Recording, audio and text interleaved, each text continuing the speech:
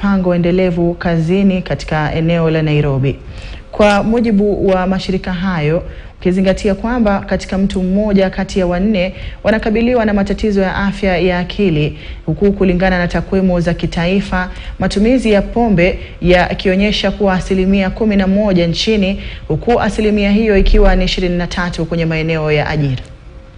Been carrying out a survey to understand the issues that most employees are facing at the workplace, and we've interviewed about 3,500 around those staff to have a look at what are the key issues that are raising stress levels and causing mental well-being challenges among the staff.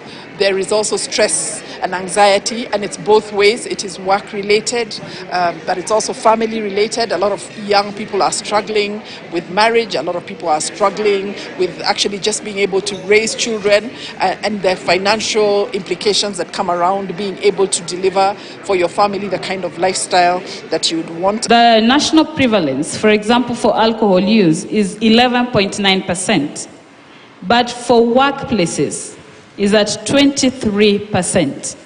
In other words, it is the people who have the money that are making Kenya a drinking nation. The message that now we're trying to spread outside there is that just like any other condition, just like depression, if you hack it at the early stages, it will be so easy for you to be free and even be put free from completely taking medications. Actually exciting but also scary is 1 out of 4 people will have a mental health condition.